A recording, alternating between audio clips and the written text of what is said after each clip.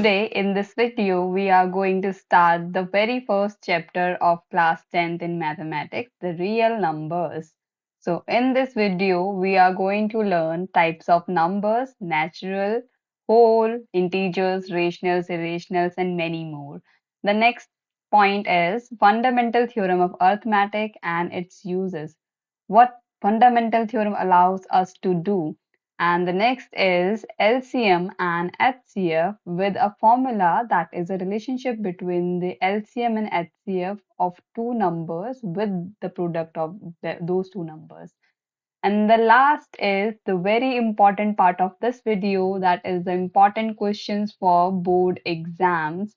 And I have taken some previous year questions in this, and you are going to get 6 marks questions from this chapter. So let's start our math venture.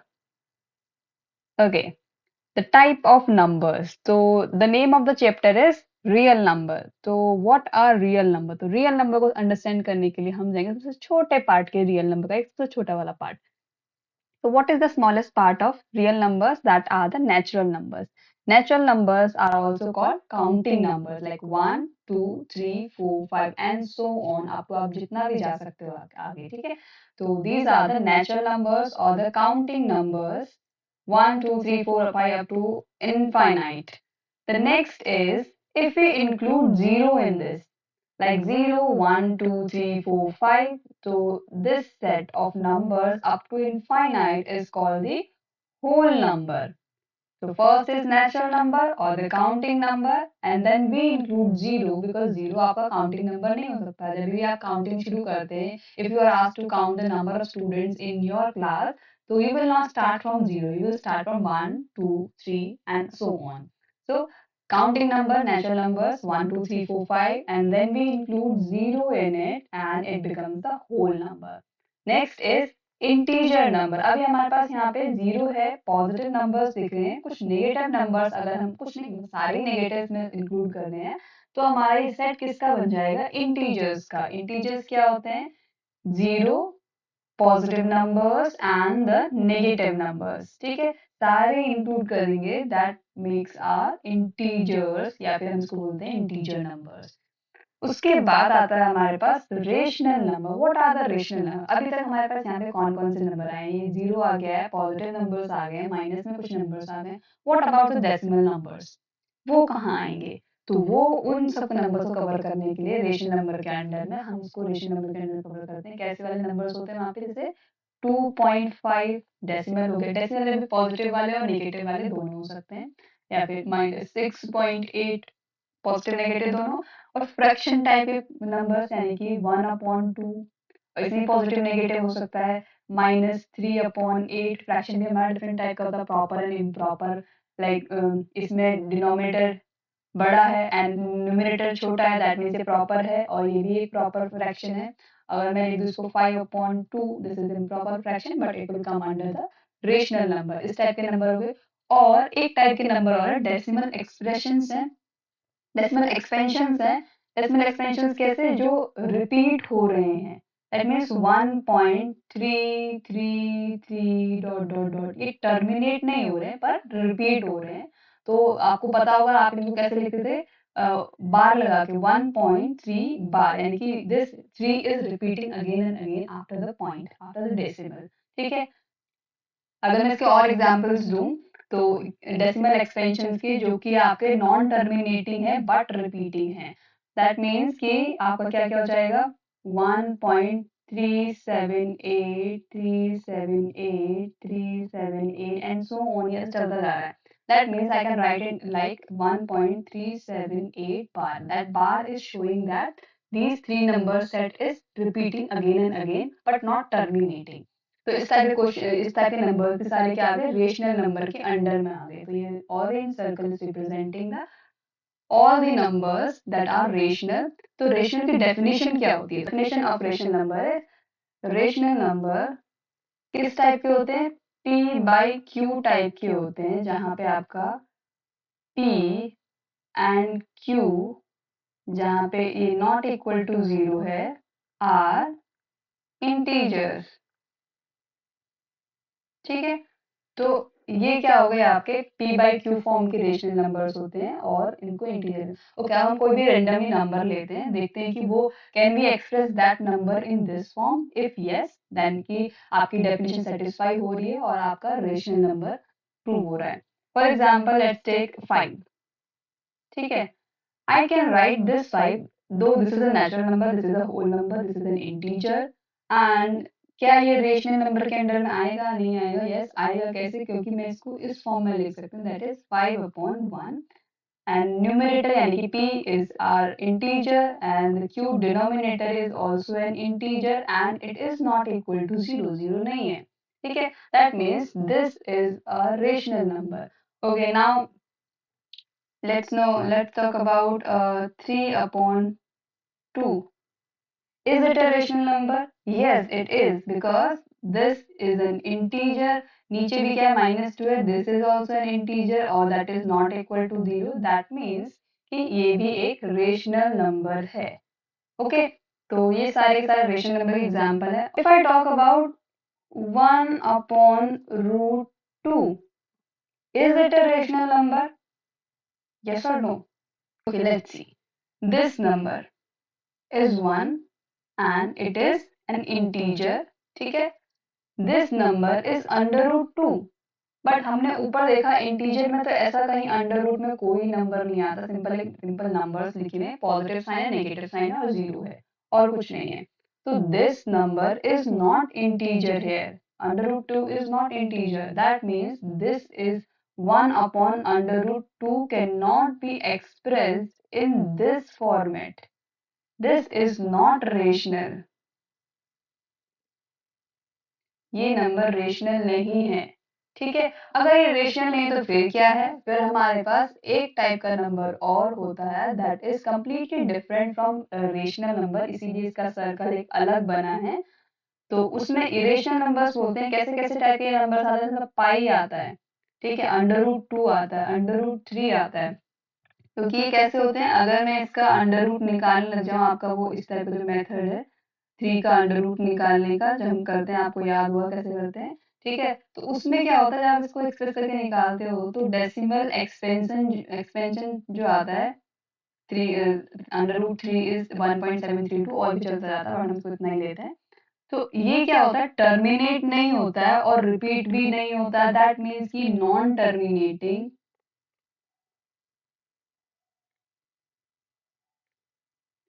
And non repeating.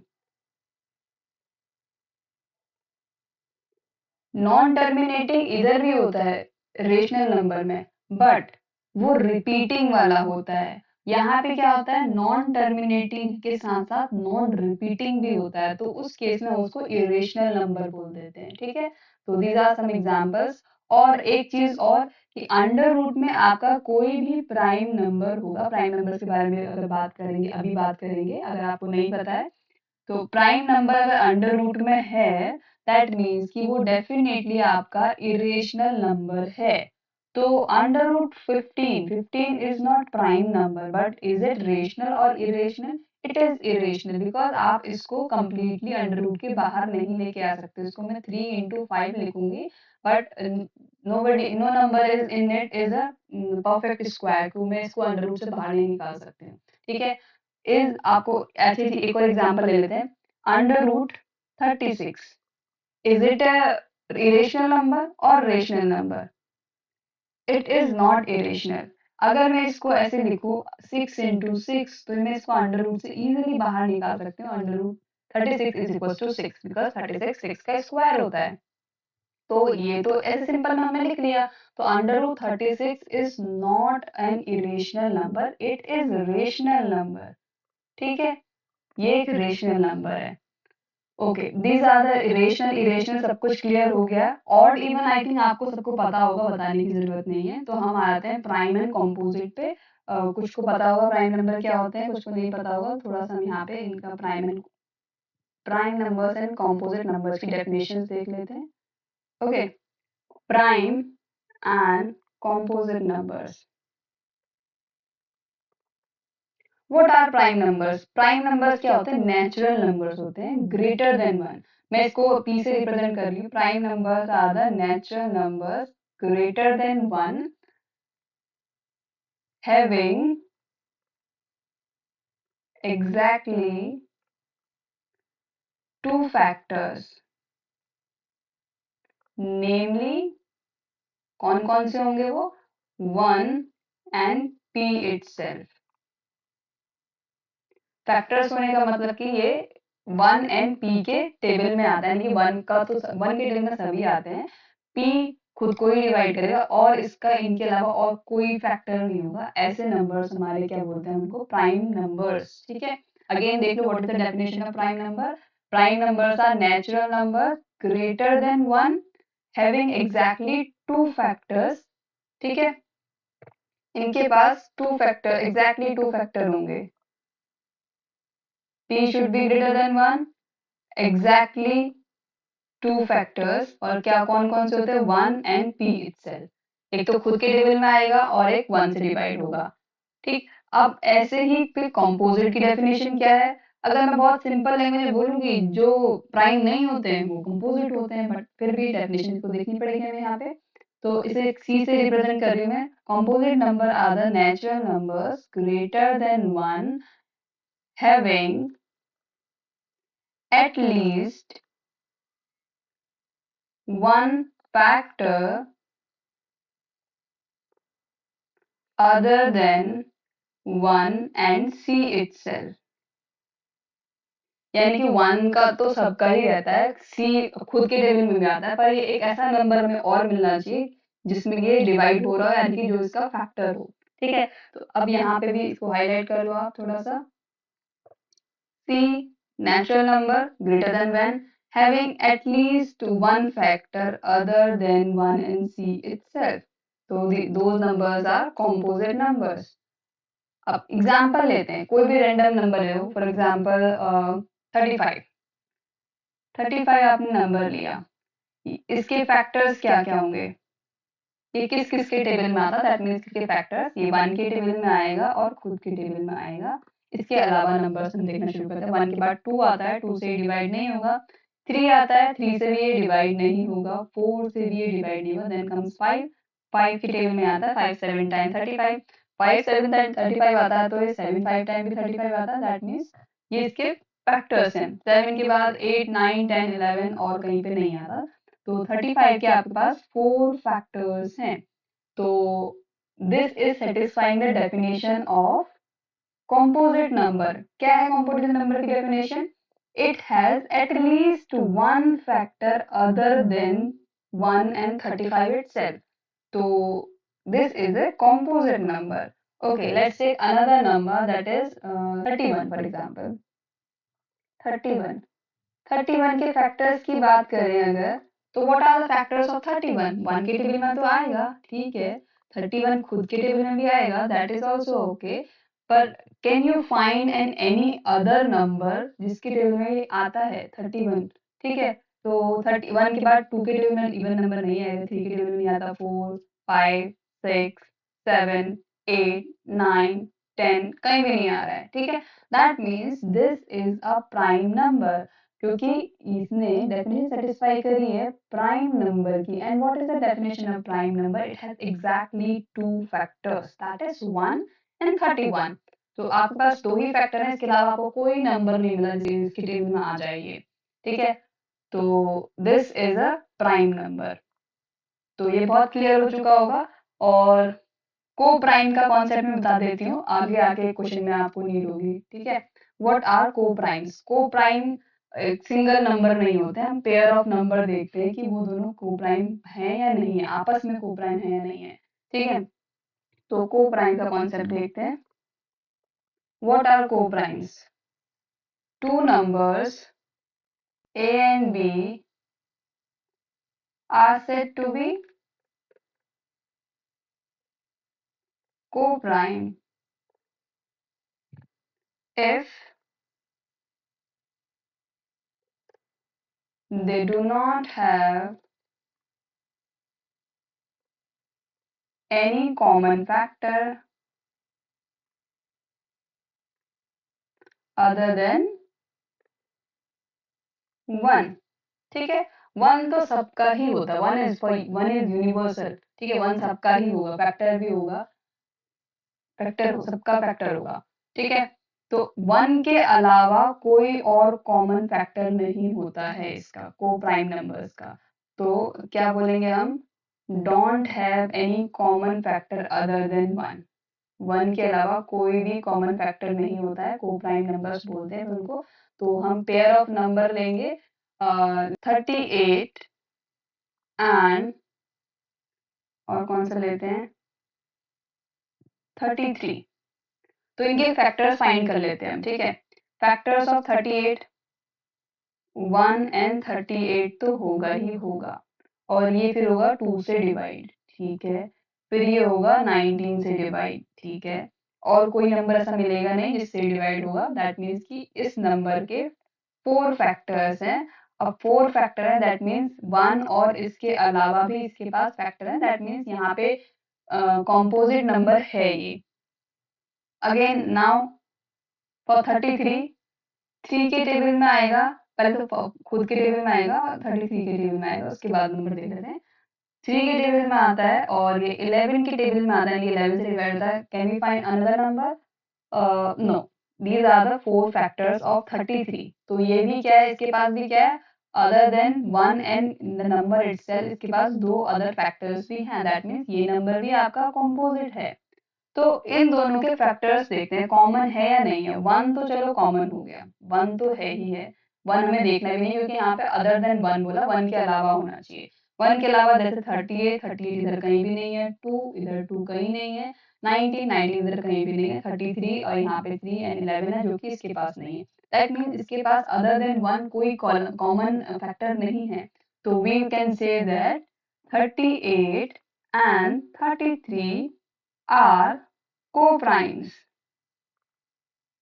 ठीक है। इनके पास कोई भी common factor नहीं है other than one. तो एक और एग्जांपल ले लेते हैं। एग्जांपल में आप ले लो 24 एंड दूसरा एग्जांपल ले लो आप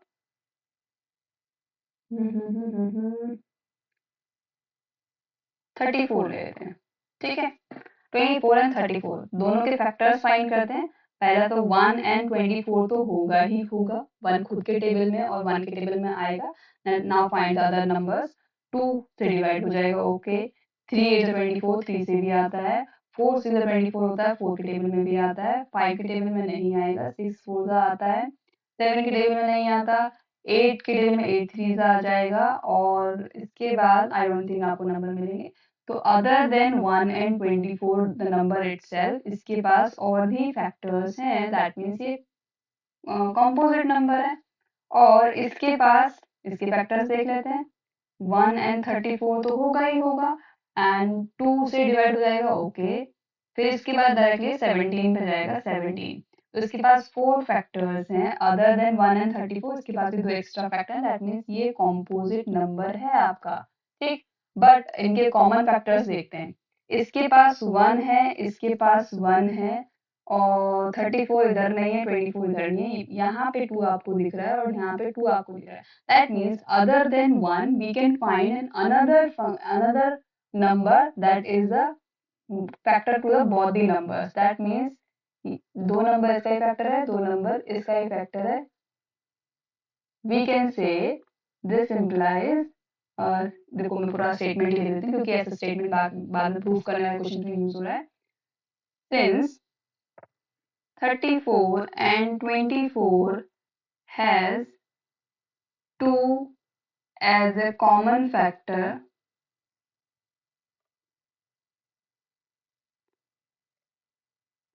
other than 1. This implies 34 and 24 are not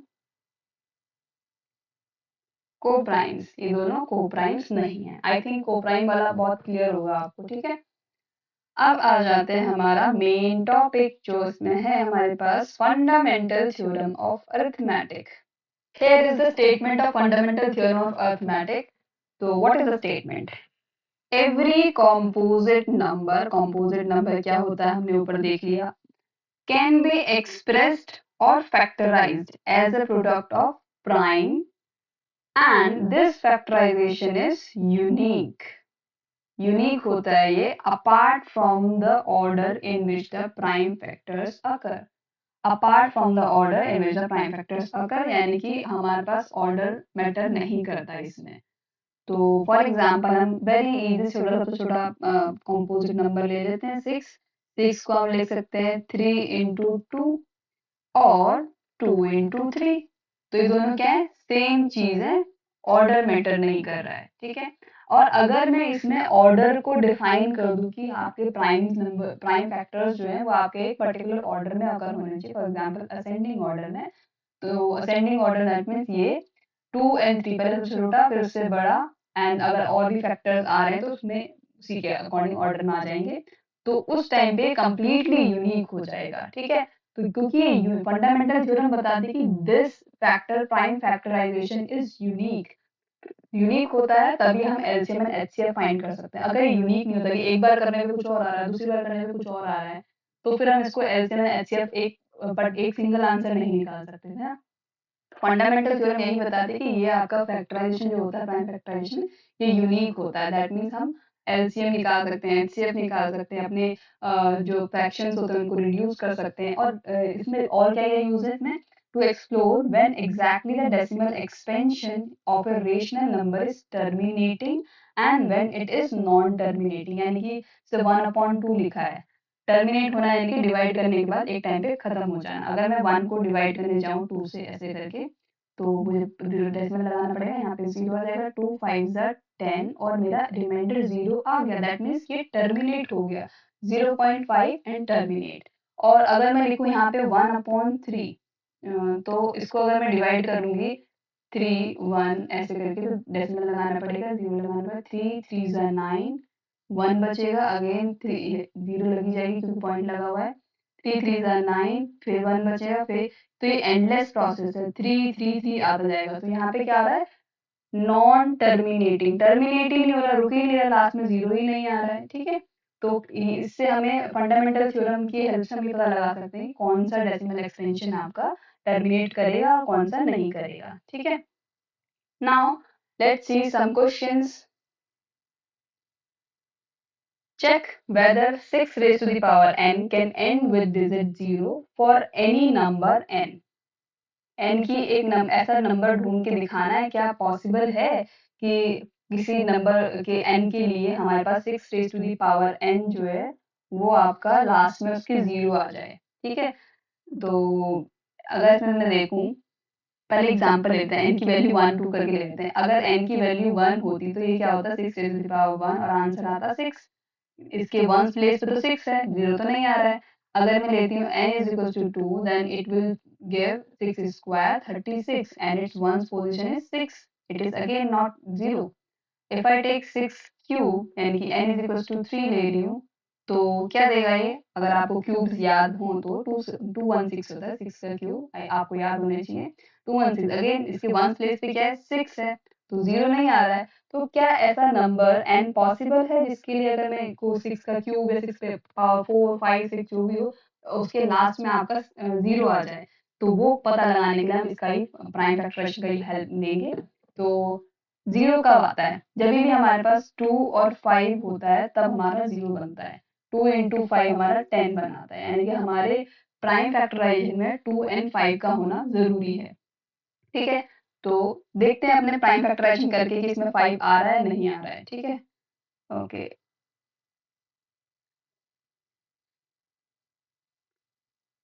6, पहले 6 का फैक्टराइजेशन कितना होता है, 6 इज इक्वल टू आप लिख सकते हो 2 into 3, ठीक है. बट मुझे क्या करना है, 6 raise to the power n का करना है. 6 raise to the power n में लूंगी, यानी कि both side taking power n, 2 into 3 and whole power n.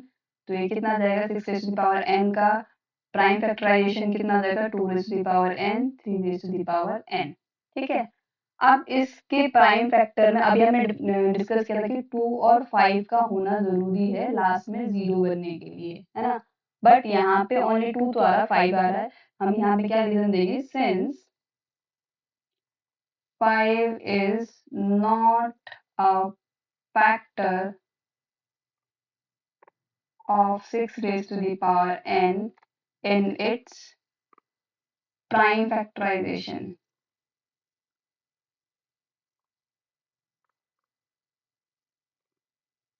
This implies there exists no number n for which 6 raised to the power n ends with the digit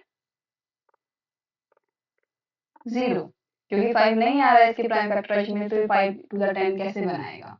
ठीक है, तो इसलिए हम पता लगाते हैं कि this number can never and with 0 for any number n। ठीक है, n की वैल्यू ऐसे एग्जिस्ट ही नहीं करेगी। Next question is this. Okay, ये सारे प्रीवियस ईयर के क्वेश्चंस हैं, तो बेटर अगर आपको ये क्वेश्चन आता है तो वीडियो पॉज करो एंड इसको करना शुरू करो, then tell me what is the value of p minus q in the comment section. Till then I am doing this. तो इसमें क्या दिया हुआ है, आपको एक नंबर दिया है 1080, उसका प्राइम फैक्टराइजेशन करके दिया तो है, बट आपको पावर्स अननोन दिए p एंड q। ठीक है, आपको पावर्स नहीं पता है, बट आपको आता है प्राइम फैक्टराइजेशन करना, तो हम पहले खुद कर लेते हैं प्राइम फैक्टराइजेशन, इन्होंने पावर्स में घुमा के दिया है तो। ठीक है, ओके, प्राइम फैक्टराइजेशन करते हैं 1080 का, starting with 2, 5 are 10, 2 4 are 8, 2 2s are 4, 7s are 14, 2 1 time, 2 3s are 6, 2 5s are 10, 2 से तो अब जाएगा नहीं है, 3 से जाएगा या नहीं जाएगा, कैसे पता लगाते हैं आपको पता है? 1 3 एंड 5 को ऐड करोगे तो क्या आएगा? 9 आएगा, दैट इज डिविजिबल बाय 3। तो हम 3 से कर सकते हैं इसको। 3 4s are 12 and इधर 15 आएगा, 3 5s are 15, again 4 plus 5 is 9, we can again do it with 3। 3 1 time 3 and 3 5 are 15, again 5 plus 1 is 6, again 3 से divisible है, we do it। 3 5 are 15, अब नहीं होगा, अब 5 खुद प्राइम नंबर आ गया, तो ये। तो अगर हम इसको अरेंज कर लें, ओके, पहले हम लिख सकते हैं given this and prime factorization of 1080 is, कैसे होगा? 1080 इज इक्वल्स टू 2, कितने टाइम्स है? 1 2 3, 3 टाइम्स है, 3 इंटू 3 कितने टाइम है? वो 3 टाइम्स है, यानी कि 3 is the power 3 into 5 is only 1 time, तो 5 ऐसे लिख देंगे। कंपेयरिंग,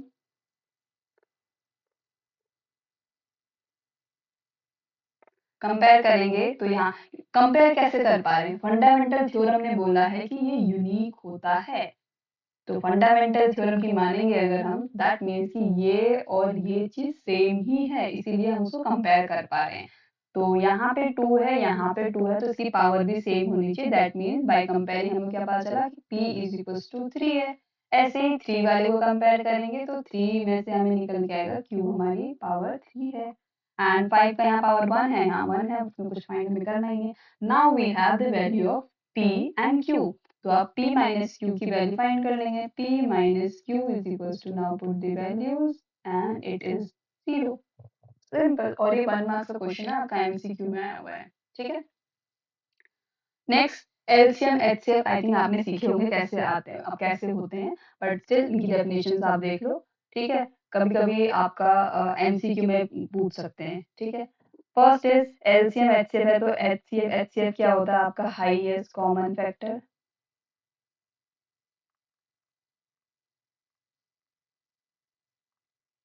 हाईएस्ट कॉमन फैक्टर की डेफिनेशन क्या होती है? आप इसको थोड़ा सा ऐसे याद रखना कि यहाँ पे एच मतलब हाईएस्ट होता था, यहाँ पे स्मॉलेस्ट यूज करना। Product of the smallest power of each common prime factor, यहाँ पे कॉमन वर्ड इज इम्पॉर्टेंट।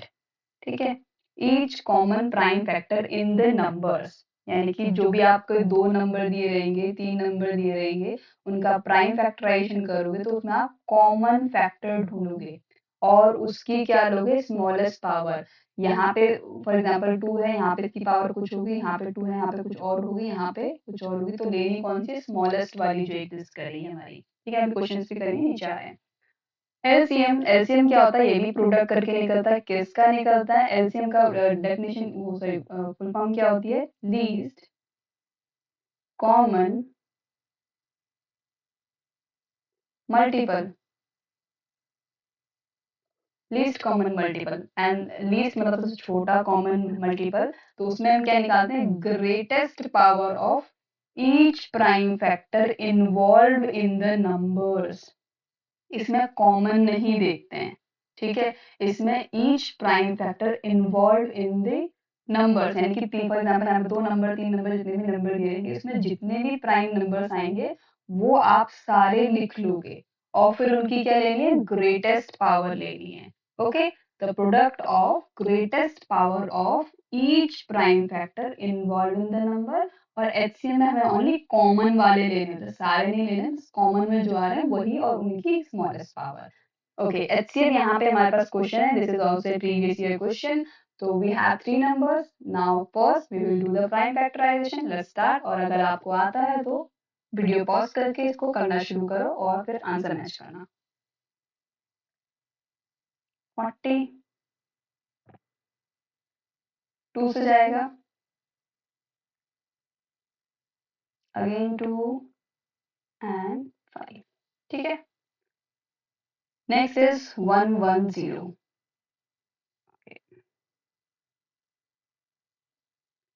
110,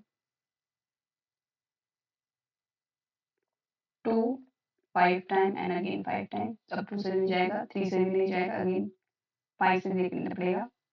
5 1 ज़ा 5, 5 1 ज़ा 5, डायरेक्टली 11 जाएगा क्योंकि 11 प्राइम नंबर है, उससे पहले कहीं कट नहीं होगा। 360, 360 का 2 टाइम, ये 1 टाइम 8 टाइम एंड 0, 2 9 ज़ा 18, 2 से फिर 45 जाएगा, 2 2 ज़ा 4 एंड सॉरी 2 से तो तब जाएगा ही नहीं, माय बैड। अभी जाएगा 3 से क्योंकि 9 आ रहा है सम करके। 3 15 टाइम्स 45 होता है, 3 से अगेन जाएगा, 3 5 15 एंड 5 1 आ जाएगा, ठीक है। तो प्राइम फैक्टराइजेशन लिख लेते हैं। Prime factorization of numbers are 40 का लिखते हैं, कितना है, 2 रेज़ टू द पावर कितने आ रहे हैं, 3 आ रहे हैं, into 5। Next is 110, 2 into 5 into 11, यहाँ कुछ भी रिपीट नहीं हो रहा है। फिर है 360, इसमें क्या है, 2 रेज टू दी पावर कितना आएगा, 1 2 3 3 आएगा, and into 3 raise to the power 2 times है एंड 5। तो सबके प्राइम फैक्टर ले लिया। अब हमें निकालना है एचसीएफ। तो HCF of 40 110 and 360 is equals to, तो एचसीएफ की डेफिनेशन के अकॉर्डिंग हमें कॉमन प्राइम लेने हैं। तो यहाँ पे 2 है, यहाँ पे 2 है, यहाँ पे 2 है, ओके 2 आ गया।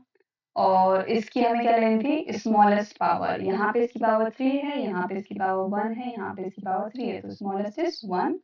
Okay, what is the next common prime, 5 5 5 तीनों के पास में। ओके, तो इनका प्रोडक्ट लेना था हमें। 5 की हाईएस्ट स्मॉलेस्ट पावर, यहाँ पे भी 1 है, वहाँ पे भी 1 है, यहाँ पे भी 1 है, तो स्मॉलेस्ट तो एक ही है, सेम है।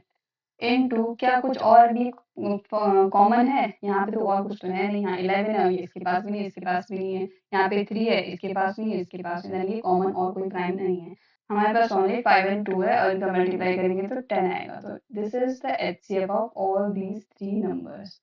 यहीं पे बताती हूँ, अगर आपको एलसीएम निकालने का हो तो एलसीएम, एलसीएम ऑफ 40 110 एंड 360, इसमें आपको सारे डिफरेंट टाइप के जितने भी प्राइम अकर हो रहे हैं वो सब लिखने पड़ेंगे।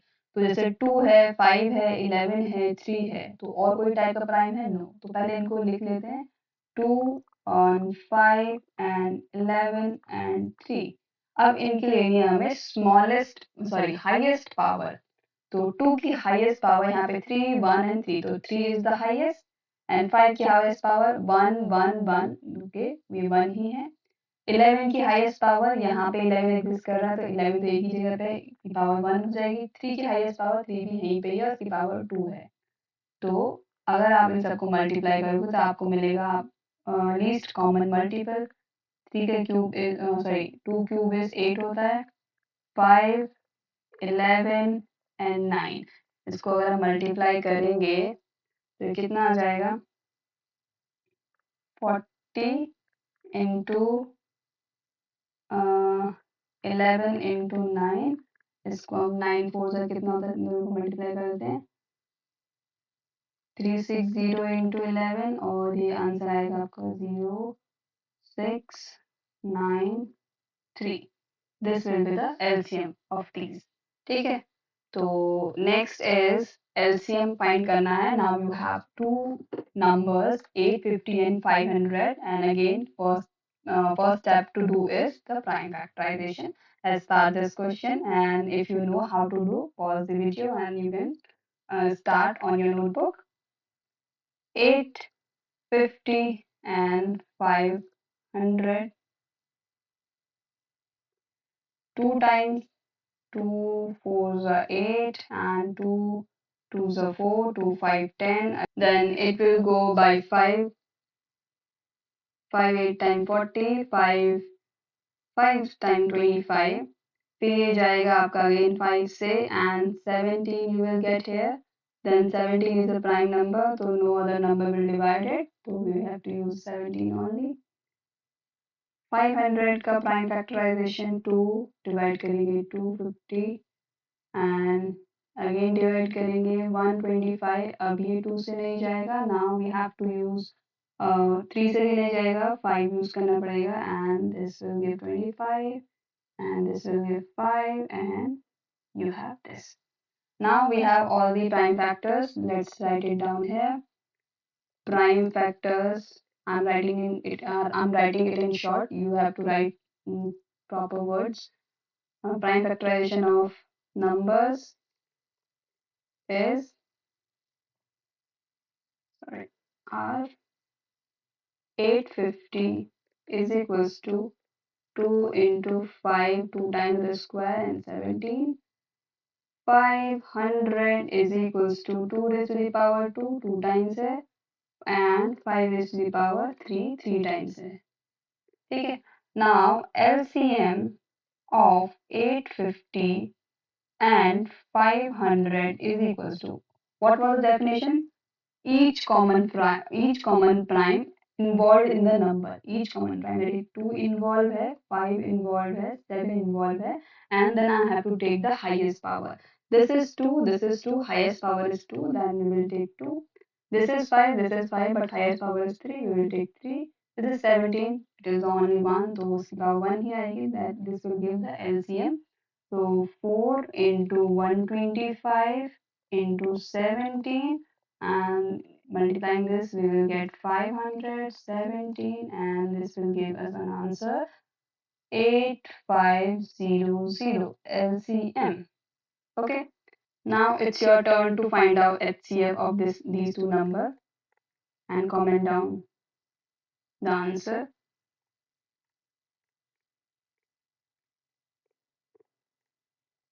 Comment down the answer. Here we have the formula that we were talking about earlier. This is the formula. This formula is a relationship between the LCM and HCF of two numbers A and B and their product.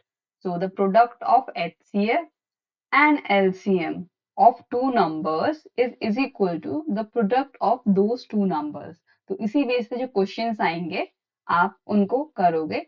तो आपका question नीचे इसी base पे है. The HCF of two numbers A and B is 5. So let's write it here. Given HCF of A comma B is equals to 5, and the next thing is given LCM. LCM of A comma B is equals to 200. Find the product AB. So it is very easy. You can do it like write down the formula. LCM of A comma B into HCF of A comma B is equals to AB. Now put the values. LCM is 200 and HCF is 5, and AB, you can write it on the left side. AB is equals to, and multiply these two. 1000. The product of these two numbers is 1000. This is your answer. This is a very easy question. Now we go for the next. LCM of two number is 182 and HCF is 13. HCF given, LCM given, and one of the number is given. So we have to find the another. So given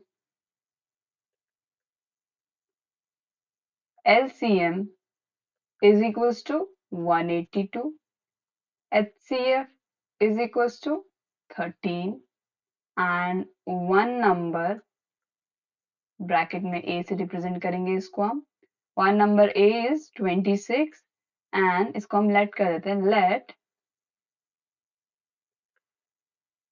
another number is b तो formula क्या है हमारे पास LCM of a comma b into HCF of a comma b is equal to product of the numbers. So what is LCM? LCM is 182 and what is HCF? HCF is 13 is equals to A की value is 26 and into B. आपको ये multiply नहीं करना है क्योंकि multiply करने से आपके कैलकुलेशन वाला काम बढ़ेगा तो पहले हम क्या करेंगे B को एक साइड लेके आ जाएंगे 182 एंड 13 यहाँ पे ऑलरेडी था b के पास में 26 था मल्टीप्लीकेशन में हम इसको डिवाइड में लेके आ जाएंगे ठीक है now first we will cancel out all the things जितना भी हम कैंसिल कर पा रहे हैं उसको कैंसिल करेंगे 13 one time 26 two time and 2 one times 2 nines are 18 and 2 ones are 2 so we have b is equals to 91 देखो अगर आप यहाँ पे मल्टीप्लाई करते पहले आपको मल्टीप्लाई करना पड़ता उससे कुछ बड़ा नंबर आता फिर आप उसको 26 से डिवाइड करते 26 also big number two divide तो बेटर कि आप पहले कैंसिल आउट कर लो उसके बाद आप इसको सिंप्लीफाई करो तो इसमें आपको देखो मल्टीप्लाई करने की जरूरत ही नहीं पड़ी b is equals to 91 here is your answer now come to the next question अभी तक हमने न्यूमेरिकल क्वेश्चन करे जिसमें नंबर्स दिए हुए थे एलसीएम एंड एचसीएफ के अभी यहाँ पे हमारे पास एक्स वाई जी की फॉर्म में बात होने वाली है now the question is these all questions are previous year questions ना let x and y be two be यहाँ पे टू डी डब्ल्यू वाला है two distinct prime numbers x and y जो है आपके अलग अलग प्राइम नंबर्स हैं एंड पी एक पी को क्या पी कोई नंबर है जिसको प्राइम फैक्टर्स में एक्सप्रेस किया है कैसे x square y Q and again next is Q Q को भी किसमें एक्सप्रेस किया है x into y raise to the power 4 and there is another number r it is expressed as x raised to the power 5 and y square तो देख लेते हैं given में लिख लेते हैं given p is equals to x square y cube q is equals to x y raised to the power 4 and r is equals to x raised to the power 5 and y square okay एक तरीके से यहाँ पे हमें prime factor करने की जरूरत है नहीं because it is already given in prime factorization तो we will find LCM first और LCF HCF whatever you want अच्छा ठीक है पहले क्या बोला है फाइंड द एचसीएफ तो एचसीएफ ही फाइंड करते हैं ठीक है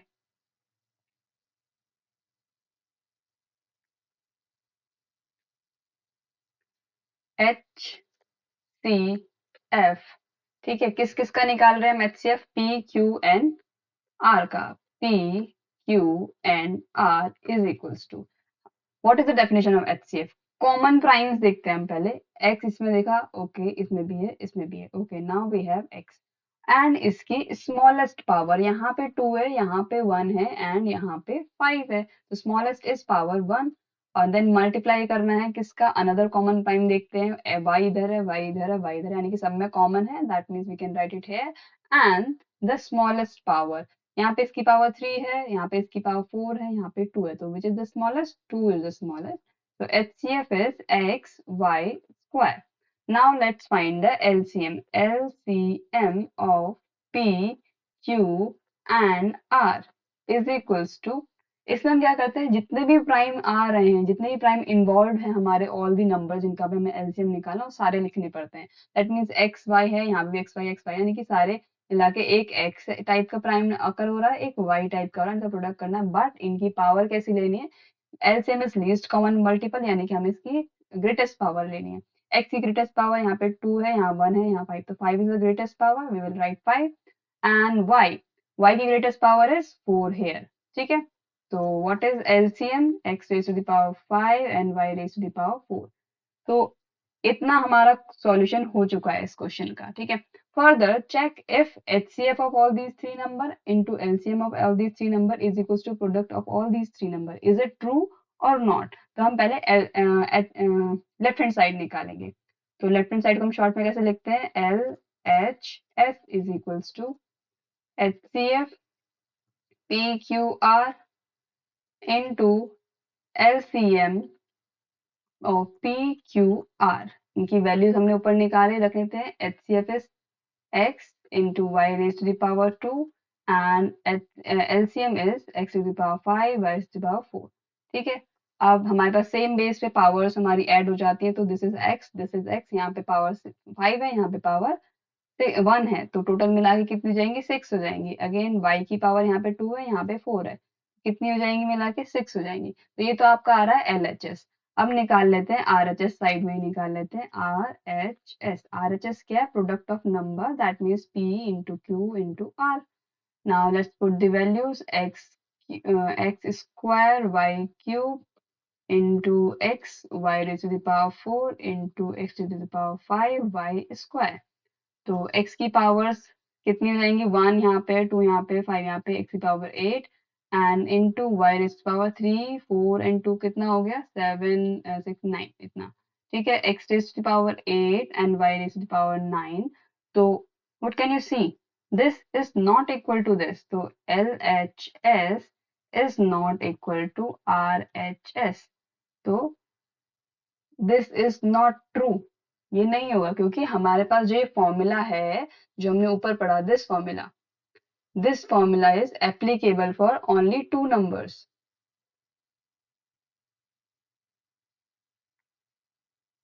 for two numbers only, three numbers के लिए नॉट एप्लीकेबल।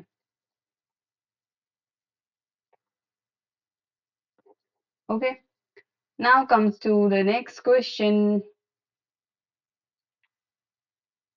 ये, find the least number which when divided by 12, 16 and 24 leaves remainder 7 in each case। तो दिस टाइप ऑफ क्वेश्चंस में आपको पता करना पड़ेगा कि आपको HCF फाइंड करना है या LCM फाइंड करना है। तो इसमें क्या है, इसमें ऐसा नंबर निकालना है जो इन तीनों से डिवाइड होने के बाद रिमाइंडर 7 आपको लीव करेगा। तो यानी कि ऐसा नंबर डेफिनेटली इनसे कुछ बड़ा नंबर होगा, तो वो मल्टीपल होगा इनका और उसमें 7 ज्यादा होगा, ठीक है। तो दैट मीन्स कि हमें यहाँ पे पहले एलसीएम निकालना है, then we have to add 7 in it. और देखते हैं, पहले एलसीएम निकालने के लिए हमें क्या करना होता है, हमें निकालना होता है प्राइम फैक्टराइजेशन। तो prime factorization of all these three numbers, do it on your notebook. 2 6 2 3 3 1 2 8 2 4 2 2 and 2 1। 24 के लिए 2 12 2 6 2 3 2 सॉरी 3 1, ठीक है। Now we have all the prime factors. Prime factors of 12 16 and 24 are 12 is equals to 2 raised to the power 2 into 3, correct? Next, 16 is equals to 2 raised to the power 4, easy. And 24 is equals to 2 raised to the power 3 into 3। तो ये तीनों factorisation हो गया इनका। LCM find करेंगे। LCM of 12 16 and 24 is equals to कितना आएगा, जितने भी कॉमन जितने भी प्राइम्स अकर हो रहे हैं तीनों नंबर में मिला के सब लिखने हैं। दैट मीन 2 है 3 है और इनमें 2 एंड 3 टाइप के ही प्राइम है, 2 एंड 3, एंड इसकी ले लेनी है हाईएस्ट पावर यानी कि ग्रेटेस्ट पावर। 2 की पावर 3 4 एंड 2, तो 4 इज ग्रेटेस्ट, एंड यहाँ पे भी 1 है 3 की, यहाँ पे भी 1 है, तो 1 is the greatest for this. तो 2⁴ कितना होता है 16 एंड इंटू 3 16 3 सा 48 आपको टेबल्स याद होने चाहिए तो this is the number 48 now the required number जो उन्होंने नंबर पूछा है ये जो नंबर निकल के आया लीस्ट कॉमन मल्टीपल है यानी कि ये नंबर तीनों नंबर से डिवाइड हो जाएगा बट इन्होंने नंबर कौन सा पूछा है विच लीव्स रिमाइंडर 7 यानी कि मैं इसमें अगर 7 ऐड कर दूं तो मेरा रिक्वायर्ड नंबर आ जाएगा तो required number is equals to LCM of 12, 16, 24 plus 7 that means 48 plus 7 that means what is the answer 55 ठीक है अब आप इसको चेक भी कर सकते हो कि आपने आंसर सही निकाला है या नहीं निकाला है तो हम क्या करेंगे हर एक नंबर से डिवाइड करके देखते हैं कि 7 रिमाइंडर आ रहा है या नहीं आ रहा है तो 12 को इससे डिवाइड करके देखते हैं 55 12 का टेबल 4 टाइम्स जाएगा 4 टाइम्स 48 and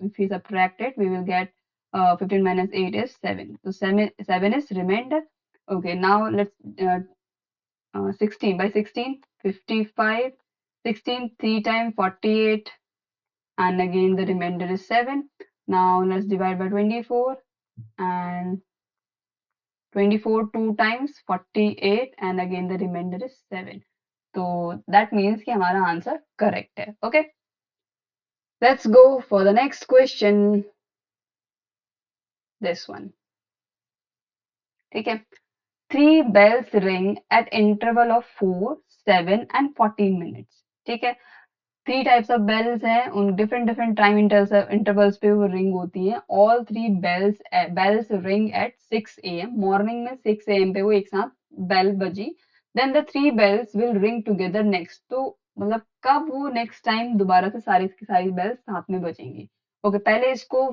थोड़ा पिक्चर फॉर्म में एज्यूम देख लेते हैं क्या है उसके बाद हमें पता चल जाएगा कि हमें क्या निकालना है एलसीएम निकालना है एचसीएफ निकालना है let's suppose these are three bells ठीक है this bell number 1 bell number 2 and this is bell number 3 1 2 3 naming कर देते हैं बेल्स की तो first bell is ringing 4 times 4 minute में यानी कि यहाँ पे अभी आपका 6 AM हो रहा है तो ये 4 मिनट बाद कितने बजे बजेगी 6:04 AM पे ऐसे है ना उसके बाद नेक्स्ट कब बजेगी 4 मिनट बाद और फिर बजेगी यानी कि 4 मिनट इसको होंगे तो ये 6 टाइम आपका कितना जाएगा 6:08 AM हो जाएगा उसके बाद कब बजेगी फिर से 4 मिनट बाद बजेगी यानी कि टाइम आपका हो जाएगा 6:12 AM ठीक उसके बाद अगेन कितना बजेगी 4 मिनट बाद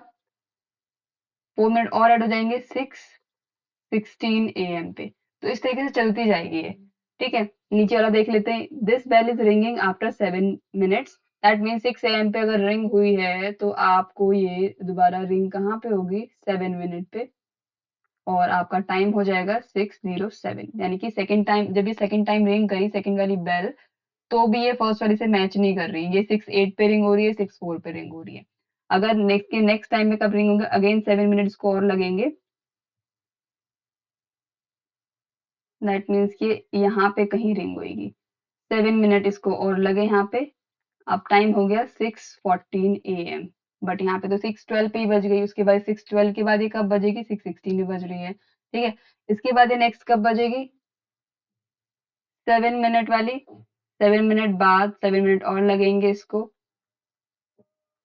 तो यहाँ पे इसको जाएंगे 7:21 सॉरी AM ये AM चल रहा है अब इसको देखते हैं कि अभी 6:21 पे साथ में बज रहे नहीं बज रहे यहाँ पे भी हमारे पास 6:18 हुआ है इसको 4 मिनट और लगेंगे कितना हो जाएगा 6:20 हो जाएगा बट ये 21 पे रिंग हो रही है 20 पे रिंग हो रहा तो अभी भी साथ में नहीं हुआ है 6:20 AM नेक्स्ट कब रिंग होगी ये इसको 7 मिनट और लगेंगे और 7 मिनट के बाद ये 6:28 पे रिंग होगी यानी कि 8 मिनट और आ जाएंगे ये 6:20 पे हुई है रिंग इसको 4 मिनट और लगेंगे तो ये 6:24 पे फिर रिंग होएगी इसको 4 मिनट और लगेंगे ये 6:28 पे यहाँ पे रिंग, यानी कि यहाँ पे 6:28 पे ये दोनों तो साथ में रिंग हो गई। क्या इसी टाइम पे थर्ड वाली रिंग जो 14 मिनट के टाइम इंटरवल पे रिंग हो रही, क्या वो रिंग होगी या नहीं होगी?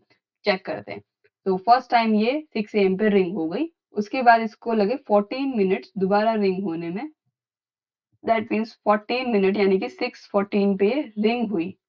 ओके, आपको नोटिस हो रहा होगा ये वाली बेल भी 6:14 पे रिंग हुई थी और ये भी 6:14 पे रिंग हुई, बट ये वाली तो नहीं हुई थी 6:14 पे रिंग, फर्स्ट वाली तो तीनों साथ में नहीं हुई। फिर दोबारा नेक्स्ट टाइम पे रिंग कब हुई? अगेन 14 मिनट इसको और लगेंगे, यानी कि 6:28 इसको हो जाएंगे, 6:28 पे रिंग करेगी। अब हमें क्या पता चला, ये भी 6:28 पे हो गई, ये भी, और ये भी रिंग हो गई। ठीक है, तो इसमें आपको ये देख रहे हैं कि यहाँ पे टाइमिंग जो है 4 के मल्टीपल में आ रही है, 4 4 4 4 ऐड कर रहा है, यानी कि 4 इंटू 7 टाइम्स।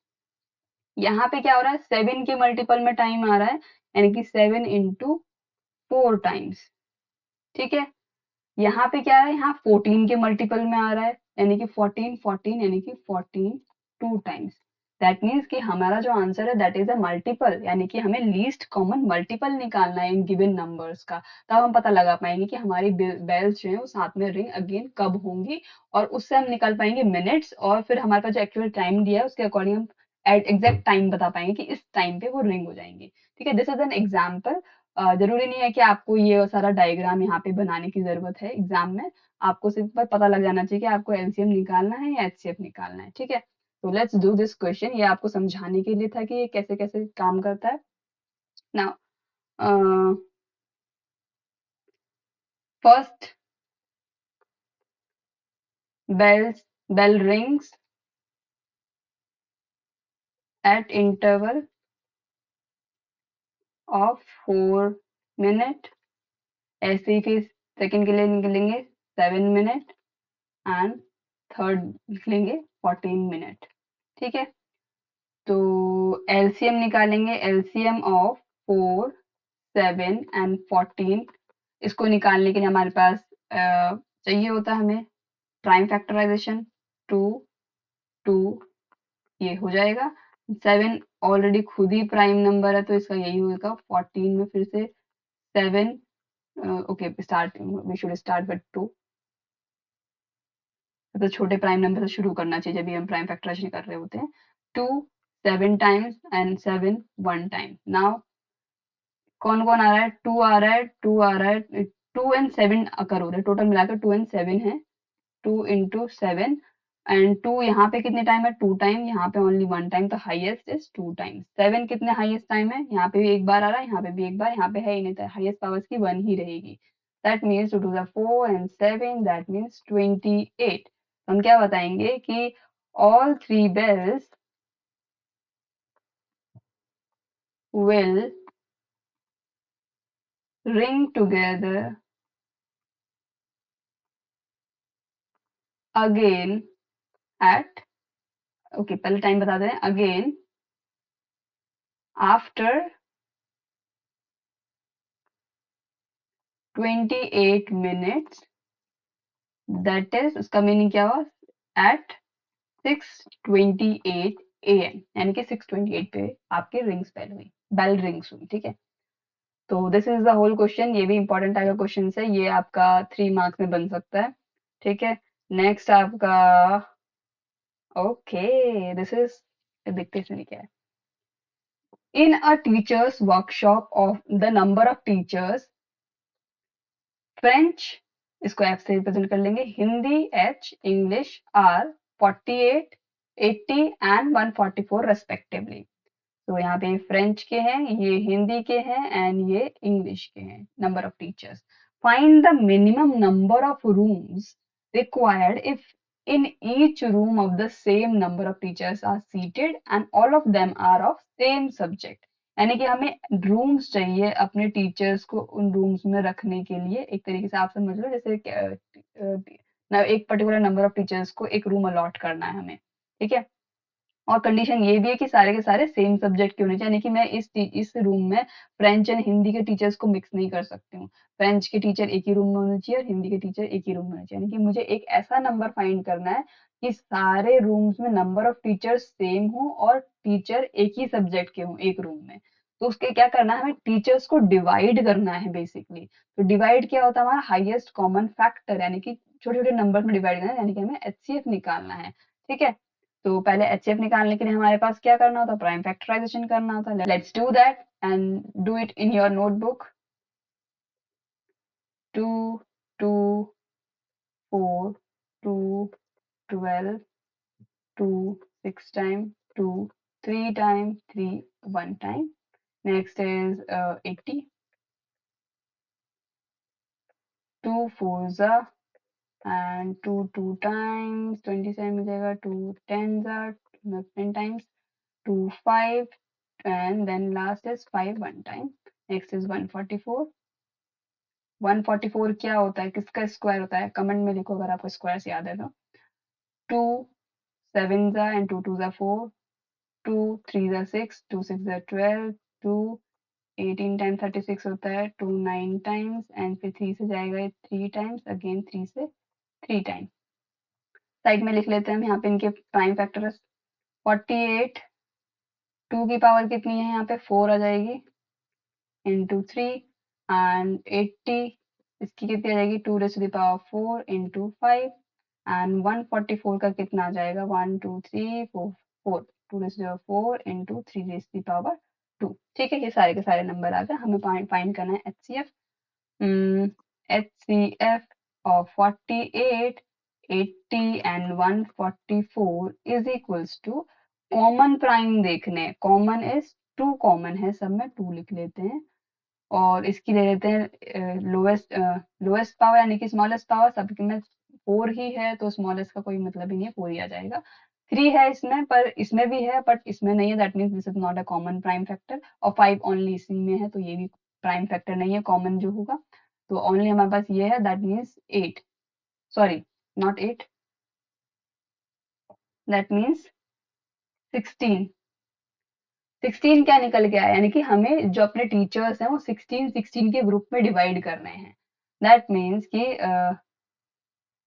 यहाँ पे क्या लिखा हुआ है, find the minimum number of rooms required if room of the same number of teachers are seated. Okay, तो 16 एक एक ग्रुप में आपके 16 टीचर होने चाहिए, इस तरीके से समझ लो रूम्स में। तो 16 16 के ग्रुप में आपको डिवाइड करना है, तो number of rooms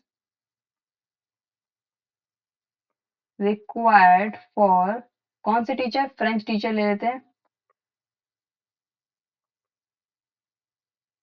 French teachers. तो कितना होगा, यानी कि हमें 48 टोटल फ्रेंच टीचर्स को 16 के ग्रुप में डिवाइड करना है, कितना आ जाएगा, यानी कि 3 ग्रुप आ जाएगा हमारे पास, यानी 3 ग्रुप आएगा, यानी कि हमें 3 रूम्स रिक्वायर्ड हैं, 3 रूम्स। ठीक है, next same number of rooms required for Hindi teacher. Total Hindi teachers कितने हैं, 80, और 16 के ग्रुप में उनको डिवाइड करना है तो 16 5 जा 80 होता है, यानी कि इस समय 16 5 रूम्स रिक्वायर्ड हैं, किसके लिए, हिंदी टीचर्स के लिए। नेक्स्ट इज हमारा इंग्लिश के लिए हो जाएगा, इंग्लिश टीचर्स कितने हैं हमारे पास, 144, इसको भी 16 में डिवाइड करना है। अगर आपको 16 का टेबल पता हो तो आप डायरेक्ट कर सकते हो, 16 9 टाइम्स 144 होता है, यानी कि 9 रूम्स की रिक्वायरमेंट है। तो टोटल यहाँ पे कितना पूछा है, टोटल रूम कितने चाहिए, find the minimum number of room required. अगर मिनिमम नंबर ऑफ रूम चाहिए तो कितना, इतना तो हमें 16 के ग्रुप में डिवाइड करना पड़ेगा। तो minimum number of rooms required for all the teachers, या फिर इसको सिंपल आप लिख सकते हो, required number of rooms is equals to, ये सारे रूम्स है सम कर दो, इजी इजी। 5 हिंदी के लिए, 5 सॉरी 5 3 फ्रेंच के लिए, 5 हिंदी के लिए एंड 9 इंग्लिश के लिए, टोटल कितना आ गया, 17 रूम्स। तो 17 रूम्स आपको रिक्वायर्ड हैं आपके सारे टीचर्स को इक्वली डिवाइड करने में, और एक रूम में एक ही सब्जेक्ट के टीचर होना चाहिए। Now, this is the most important question, ये बहुत frequent है and this comes in 3 marks। ठीक है, और इसको एक बार देख लो, स्टेप समझ लो। उसके बाद ये क्वेश्चन कहीं पे भी आ जाए आप कर सकते हो। ठीक है, तो करते कैसे हैं? Will start with contradiction. Contradiction मतलब हम इसको गलत एज्यूम करके चलेंगे और हमें जो रिजल्ट मिलेगा वो भी गलत मिलेगा। फिर हम बोल देंगे कि हमने गलत लिया था इसलिए रिजल्ट गलत आया। दैट मीन्स कि जो हमने लिया था वो सही नहीं है, उसका ऑपोजिट सही है। ठीक है, तो that is called proving by contradiction. तो कॉन्ट्राडिक्शन इसमें प्रूफ करने को क्या बोला? इरेशनल प्रूफ करने को बोलेंगे। हम बोलेंगे नहीं ये इरेशनल नहीं है, हम बोलेंगे ये रेशनल है। फिर हम गलत लेके चलेंगे, फिर गलत जगह पहुंच जाएंगे। ठीक है, ऐसे ही करना है इसको। स्टार्ट करते हैं। Let root 2 is a rational number. Then we can find two integers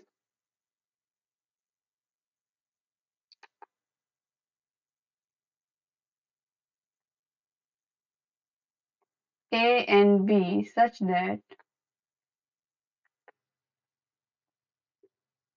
under root two is equals to a upon b. हमने जब रेशनल नंबर लिया है तो उसको we can write a upon b की फॉर्म में, क्योंकि हमने अभी ऊपर रेशनल की डेफिनेशन पढ़ी थी कि इसको ए पी बाई क्यू की फॉर्म में एक्सप्रेस कर सकते हैं, बट हम यहाँ पे ए अपॉन बी की फॉर्म में ले रहे हैं। Where a and b are को प्राइम।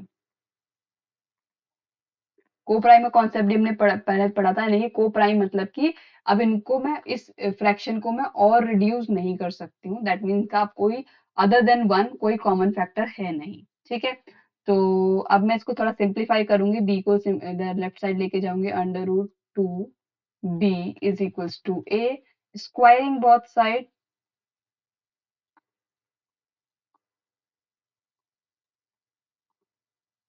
क्या मिलेगा हमें? Under root two into b का होल स्क्वायर करेंगे, राइट साइड में ए स्क्वायर हो जाएगा।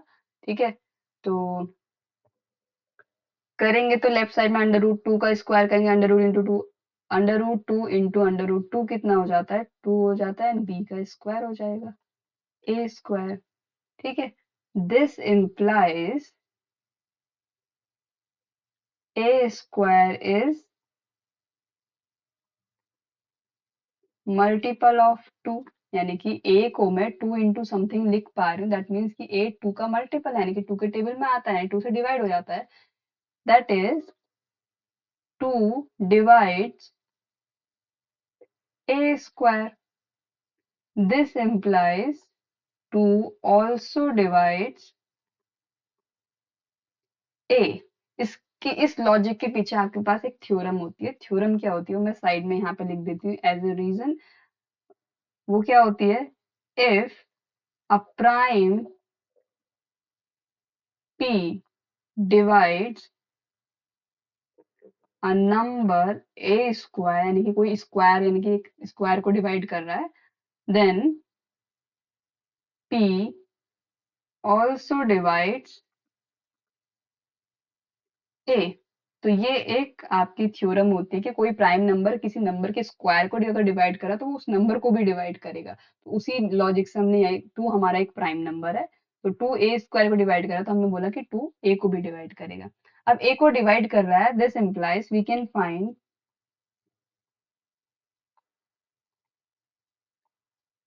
अ नंबर सी सच दैट, कैसा कि ए टू ए को डिवाइड कराने की ए भी हमारा टू का मल्टीपल है। मैं ए को टू के मल्टीपल की फॉर्म में लिख सकती हूँ, ए इज इक्वल टू टू से लिख सकती हूँ मैं, है ना। तो इसको इक्वेशन नंबर वन बना देते हैं और सब्स्टिट्यूटिंग या putting value of a in equation one रख देते हैं। यहाँ पे क्या है? Two b square is equal to two c हमने वैल्यू रख दी, एन इसका स्क्वायर रख दिया। अब इसको थोड़ा सा सिंप्लीफाई और करेंगे। क्या करेंगे? इसको हम two b square right side में स्क्वायर किया, four c square and cancel out करेंगे। B square is equal to two c square. ये इसी तरीके की सेम कंडीशन आ गई यहाँ पे, जैसे यहाँ पे ए के साथ में ए एंड बी की आई थी, यहाँ पे बी एंड सी की आ गई है। तो हम यहाँ से क्या कंक्लूजन निकाल रहे हैं? This implies two divides b square. अब बी स्क्वायर को डिवाइड कर रहा है तो सेम थ्योरम का हम लॉजिक यूज करेंगे, तो टू ऑल्सो डिवाइड्स इसको, इसके स्क्वायर रूट को बोल दिया सिंपल बी को। दिस इम्प्लाइज, अब देखो हमने क्या निकाला, टू बी को डिवाइड कर रहा है, एक ये स्टेटमेंट और एक ये स्टेटमेंट, टू डिवाइड ए। तो इससे क्या निकला, this implies a and b have at least one common factor to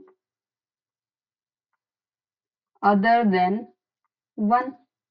यानी कि वन के अलावा इसके पास एक फैक्टर कॉमन और है, जो कि कॉन्ट्राडिक्ट कर रहा है जो हमने स्टार्टिंग में लिया था फैक्ट कि ए एंड बी तो को प्राइम है। ठीक है, तो यहाँ पे आ गया हमारा कॉन्ट्राडिक्शन, तो इसको कैसे लिखेंगे,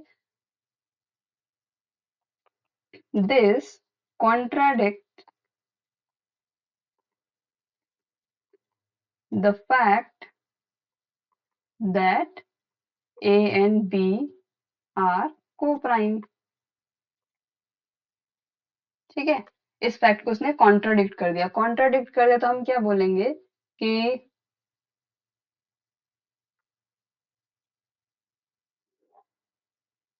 दिस कॉन्ट्राडिक्शन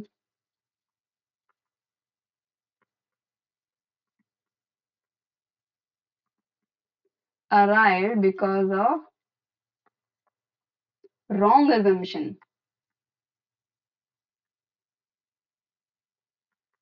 हमने गलत लेके चला था तो इसलिए गलत आया। तो this implies under root two is not rational, that is under root 2 is an irrational, that is the proof। तो आपको इसमें स्टेप याद रखने हैं, क्या क्या करना है, पहले आप इसको एज्यूम इसमें गलत करोगे, क्या एज्यूम करोगे, इरेशनल प्रूफ करने को बोला तो रेशनल ले लोगे तो रेशनल की डेफिनेशन से आप इसको ऐसे एक्सप्रेस कर दोगे, उसको सिंप्लीफाई करोगे, and this is the most crucial step कि आप उसको स्क्वायर कर रहे हैं बहुत सारे अंडर रूट को हटाने के लिए। स्क्वायर करने के बाद आप इसमें ये निकाल के लेके आ रहे हैं कि a square is multiple of two, यानी कि हम ये वाली थ्योरम लगा रहे हैं कि पी ए स्क्वायर को डिवाइड करता है तो पी आपका ए को भी डिवाइड करेगा। ठीक है, वहां से फिर नेक्स्ट स्टेप क्या करना है, हमें वैल्यू रखनी है इक्वेशन वन में ए की, जो हम यहाँ से इसको मल्टीपल की फॉर्म में रख रहे हैं। उसके बाद अगेन सेम लॉजिक जैसे हमने ए के लिए लगाया था यहाँ बी के लिए लगा लेंगे, कॉन्ट्रडिक्शन आ जाएगा कि ए एंड बी के पास वन के अलावा भी एक और फैक्टर है जो दोनों को डिवाइड कर रहा है, जो कि कॉन्ट्रडिक्ट कर रहा है हमारे फैक्ट को। द फैक्ट वाज कि आपका ए एंड बी दोनों के दोनों प्राइम थे, को प्राइम थे सॉरी। तो इस तरीके से करना है, कॉन्ट्रडिक्शन आ गया तो यानी कि हमने गलत assumption लिया था एंड रूट टू हमारा इरेशनल है। तो ये आपका 3 मार्क्स में क्वेश्चन बनता है। अगर इस टाइप का क्वेश्चन है, ओके, इस टाइप में आपका आपको अंडर रूट 3 मिल सकता है, अंडर रूट 5 मिल सकता है, इसके ऑल्टरनेट में ऑन प्रोसेस बिल्कुल सेम है, बस you just need to replace 3 by, you just need to replace 2 by 3। तो या तो ये इस टाइप का क्वेश्चन आएगा या फिर आपको मिलेंगे इस टाइप के क्वेश्चन, यहाँ पे क्वेश्चन लिखा नहीं है, मैं लिख देती हूँ। तो क्वेश्चन क्या होगा यहाँ पे, इस टाइप का, फॉर एग्जाम्पल 3 प्लस 2√5 टाइप का, इसको आपको इरेशनल प्रूफ करना है। यहाँ पे आपका सिंगल रूट रूट में से यहाँ पे एक तरीके का एक्सप्रेशन है आपका, इसको इरेशनल कैसे प्रूफ करते हैं, लेट्स सी दैट प्रोसेस।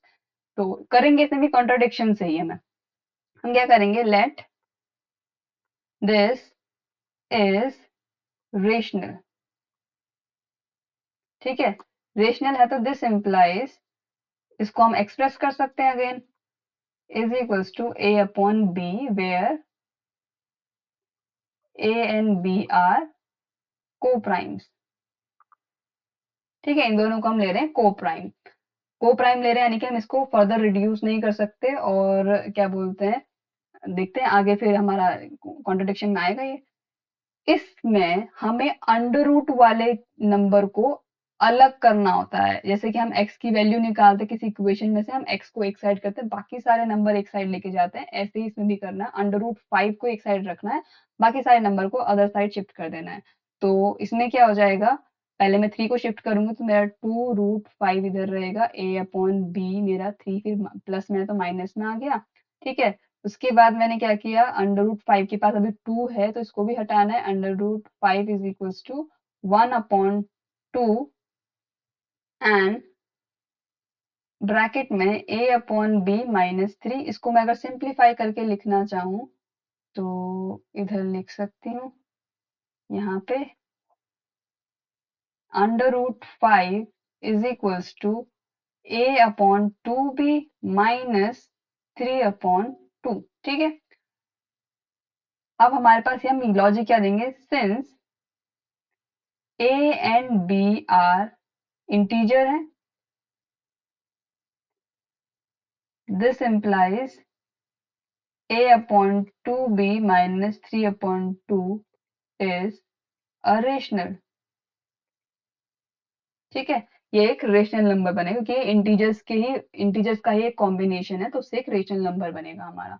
तो रेशनल हो गया। जब किसी भी कोई इक्वेशन इक्वल टू में लिखी हुई है, दैट मीन्स का राइट साइड हमारा रेशनल है और वो इक्वल है किसी लेफ्ट साइड के, तो वो भी सेम ही होगा, तभी तो वो इक्वल है। This implies √5 is rational and this contradicts the given fact that √5 is irrational। ठीक है, ये फैक्ट ऊपर क्वेश्चन में यहाँ पे दिया रहेगा, यहाँ पे √5 इज इरेशनल। ठीक है, this contradict the given fact and this implies our assumption was wrong। This implies 3 plus 2 √5 is not rational, that is it is irrational। okay, that's are the all questions जो previous year में आए हुए हैं। ठीक है, अब आप इनको खुद भी सॉल्व कर सकते हो। अगर आपको होमवर्क लेना है तो आप इस टाइप के क्वेश्चंस को सॉल्व कर सकते हो। यहाँ पे मैं एग्जांपल दे सकती हूँ, 5 - 3√3। इसको सॉल्व करो कि ये इरेशनल है या नहीं है। यहाँ पे आपको गिवन की √3 इज इरेशनल, ये गिवन है। और आप प्रूफ कर सकते हो कि √3 इज इरेशनल। सेम प्रोसेस जो ऊपर किया था हमने, ये कर सकते हो। और अगर आपको और प्रैक्टिस करनी है तो एलसीएम एंड एचसीएफ आप निकाल सकते हो। ठीक है, तो दीज आर, ये जो क्वेश्चन जो थे आपके प्रीवियस ईयर के थे। एंड जो जो क्वेश्चंस मैंने बीच में पूछे हैं उनको कमेंट्स में लिख देना। अगर कुछ भी नहीं समझ में आया हो तो कमेंट कर देना, I will explain it in the next video. Till then take care, bye bye and focus on your studies। Bye bye।